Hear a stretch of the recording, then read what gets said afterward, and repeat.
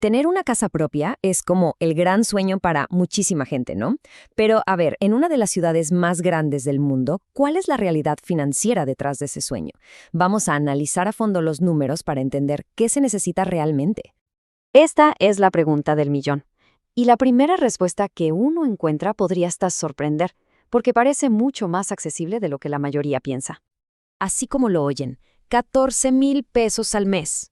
Hay datos, por ejemplo, de propiedades.com que sugieren que con un ingreso así se podría aspirar a una vivienda de unos 500,000 pesos. Pero, ¿de verdad es esa toda la historia? Para entenderlo, pues hay que desglosar qué hay detrás de este número.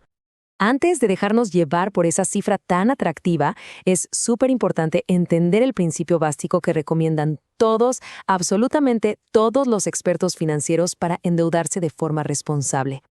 Y aquí el cálculo se empieza a poner más serio. Hernano Sotoay, que es un experto en el tema, nos da una pista clave. Por cada 1,000,000 pesos de crédito, el banco espera que demuestres ingresos de poco más de 30,000. Esta relación, la de 3 a 1, ya nos cambia por completo la perspectiva. El principio fundamental es este.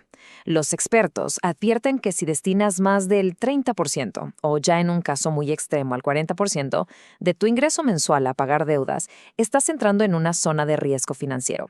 Es, digamos, la regla básica para mantener unas finanzas sanas.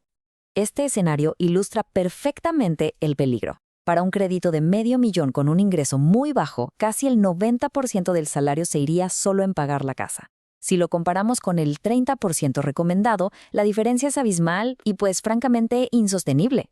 Muy bien, ahora dejemos la teoría y pasemos a la realidad del mercado inmobiliario en la Ciudad de México. Aquí es donde los números empiezan a contar una historia muy diferente. A ver, olvidémonos por un momento de la casa de 500,000 pesos.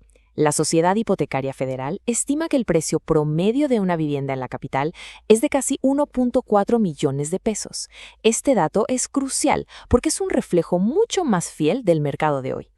Y lo que esto nos revela es que las propiedades de bajo costo son, en realidad, una rareza.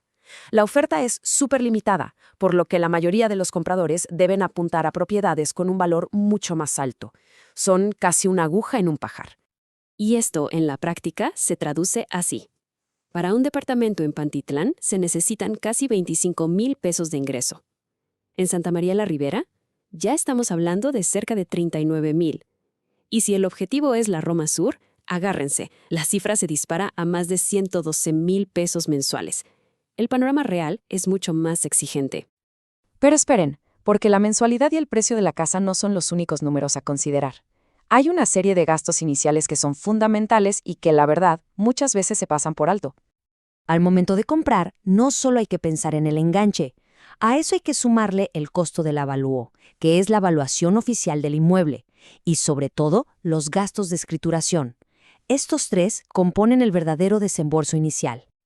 Y ojo con la escrituración, porque no es un costo menor, puede variar entre el 3% y hasta el 8% del valor total de la propiedad. Para una casa del promedio, de 1.4 millones, eso podría significar más de 100,000 pesos adicionales que se deben tener en efectivo.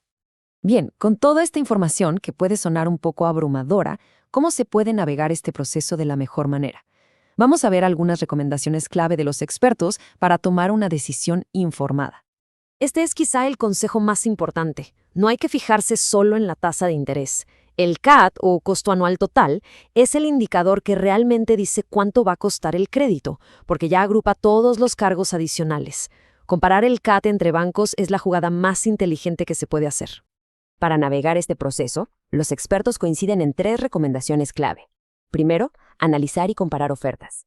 Segundo, asegurarse de que el crédito sea en pesos para evitar sorpresas. Y tercero, proteger la inversión y a la familia con un seguro de vida. Son pasos básicos, pero de verdad fundamentales. Como bien dice el experto Manuel Gómez, el análisis previo del mercado es crucial. Aunque la cantidad de información pueda parecer abrumadora, es precisamente esa tarea de comparación la que marca la diferencia entre una buena y una mala decisión financiera. Al final, la pregunta clave no es solo cuánto se necesita ganar, sino cómo hay que prepararse. Con un panorama realista de precios, de costos y de herramientas para elegir bien, el camino hacia esa meta se redefine. La información es siempre el primer paso.